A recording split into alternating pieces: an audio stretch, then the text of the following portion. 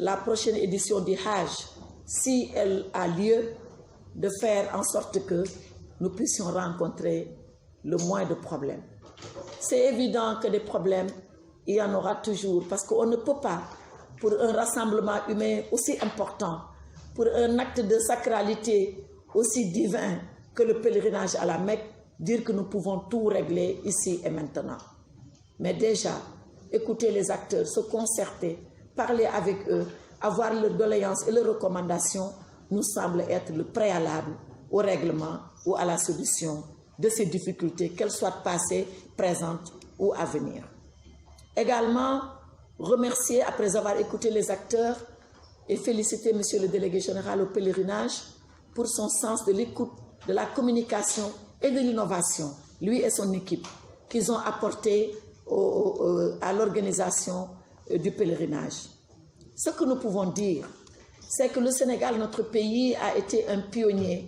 en matière d'organisation de pèlerinage aux lieux saints de l'islam, bien avant notre indépendance, mais surtout après. La deuxième chose que nous pouvons dire, c'est que le président Macky Sall, dans un souci de rationaliser, de moderniser et de rendre opérationnel et efficace le pèlerinage aux lieux saints de l'islam, a donné de fortes recommandations à la délégation générale au pèlerinage, qu'il a d'abord élevé au rang de délégation générale au pèlerinage, donc pour avoir une institution forte, indépendante, souveraine, pour pouvoir opérer ces différentes éditions. Mais ensuite, nous, en tant que ministre des Affaires étrangères, donc sur ces recommandations, de travailler à la modernisation, à la rationalisation du pèlerinage aux lieux saints de l'islam. Et c'est ce que nous avons commencé à faire, c'est ce que nous continuons ce matin à faire.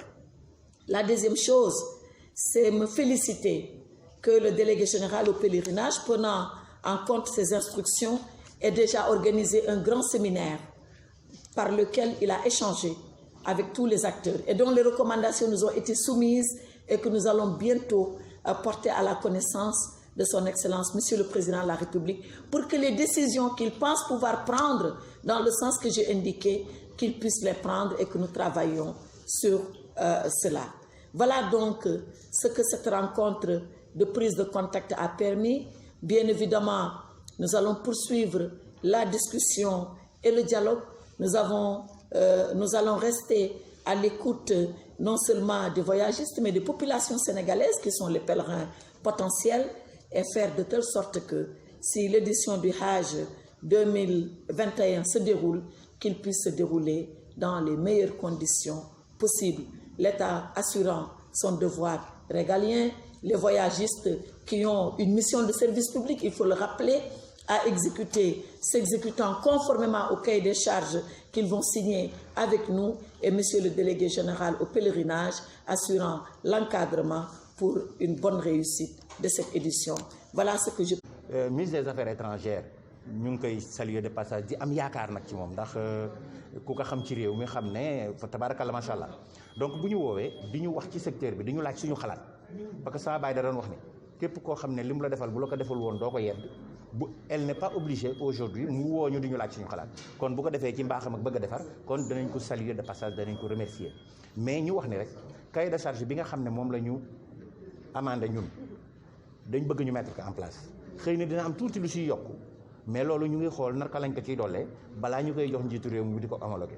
donc loolu si loolu moo waraloon waxtaan bi te jàpp naa ne waxtaan bu riche la waxtaan bu ama am solo. waa xam nga affaire encaissé xaalis bi damay wax ne nit ki nga xam ne moom moo la wóolul boppam ñëw jël xaalisam jox la ko te laaju la ko loolu yoonu keneen new ci bi bon kay mooy nga nit ki nga yoreel ko xaalisam naka déposé naa ko Arabie Saoudite te mu bëgg koo jot kooku da ngay fexe nag nit ki li mu la joxoon yow yaa xam noo koy organiser mais li ñuy bañ mooy ay nit dem laaj xaalisu jàmbur au nom des privés or que aj wóoragul lu wóoragul nag kenn mënul jaay lu mu amul et képp koo xam ne it encaissé woon nga xaalisu jàmbur te borom di la ko laaj demal nga delloo ko xaalisam parce que loolu moo jaadu parce que ñun en tant que voyagiste privé ñoo bokk tur am na si loo xamante ne du ñu bàyyi it muy continuer ndax it pompiteer bu nëb bi moom duñ ko bàyyi ci saako bi mu yàq saako bi loolu moom duñ ko nangu kon nag loolu bokk na ci suñu biir ay waxtaan donc fi mu nekk daal président li mu bëgg mooy li ministre madame la ministre wax léegi 300 voyagistes composés des agences de voyage des GIE et des associations donc loolu ku ne xam na ne loolu moom doy na waar sant na Fall mbaa gay donc bu ko defee loolu yëpp dañ koy càmbar loolu yëpp dañ koy bokk waxtaane yooyu yëpp dañ koy bokk xool ba nga xamante ne pèlerin bi dafa am droit voyagiste bi war a gagné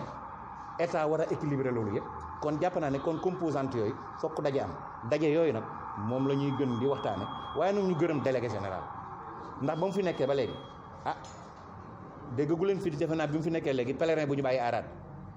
boobu ba léegi bi mu fi nekkee léegi loolu amagul bàyyi ñu fi pèlerin loolu rek déjà lu daan am la bu amatul kon jar na ko jërëjëf mais li ko may mooy day communiquer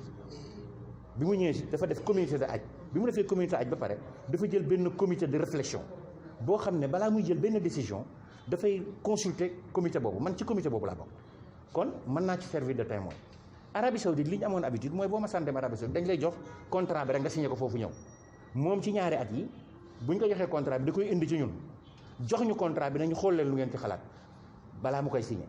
ñun ñu def ay amendement mbaa ñu def ay amélioration mu door a jël loolu dellu Arabie Saoudite pour signer contrat boobu loolu dafa baax pour ñu leeral nit la koo xam ni communication bi daal lu mu réussir rek looloo ko may tey nag ku ne xam na ne xam-xamam màcc na ci mbir mi te yaatal na ko te defe naa ne loolu moo ëpp solo kon nag bu ko defee daal ñu bañ a jël daal